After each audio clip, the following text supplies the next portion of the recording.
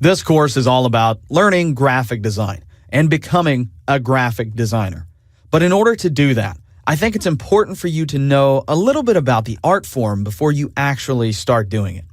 So, what is graphic design anyway?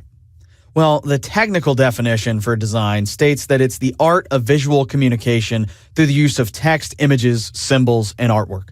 But we're going to distill that down into three main skill areas, which we're going to talk about throughout this entire course.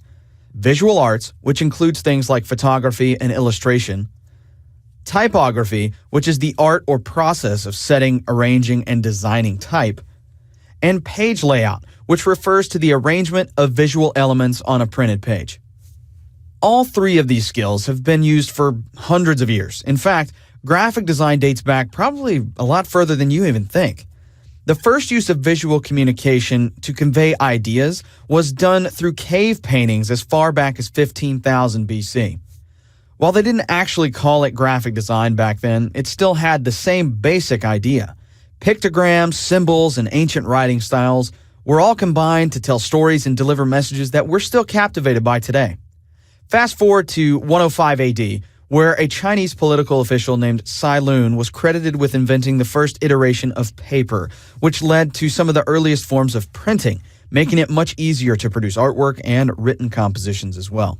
The next major milestone for the world of design came from Johann Gutenberg in 1450s AD. Gutenberg was credited with inventing the movable type press, which eliminated the need for handwritten reproduction and ushered in a new era of printed books and manuscripts.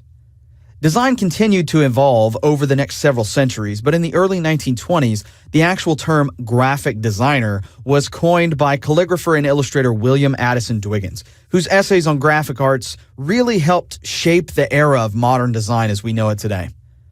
In 1969, engineer Douglas Engelbart invented a small piece of equipment known simply as a mouse, which would set the stage for one of the biggest leaps forward in design history. That leap would come in 1984 when Apple invented a small machine known as the Macintosh, which would change the way creatives worked from then on out and ushered in the era of modern computer-based graphic design.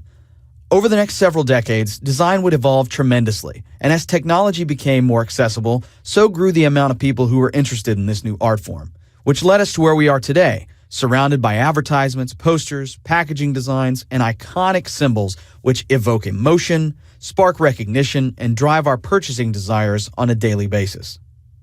To truly be a graphic designer, you must be a good communicator, capable of taking ordinary words and images and translating them into messages that are as accessible as they are meaningful and inviting. Your goal as a designer should be to bring order and clarity to the visual representation of information and make that information easier for your viewer to understand. However, it's not just the principles that make you a good designer. As technology continues to evolve, so must you as a graphic designer. It's imperative that you stay atop trends and learn new technologies as they become available and adapt as your clients need you to do so. Designers who don't evolve won't make it. It's that simple. What is graphic design? Ultimately, it's whatever you want it to be. That's the beauty of it.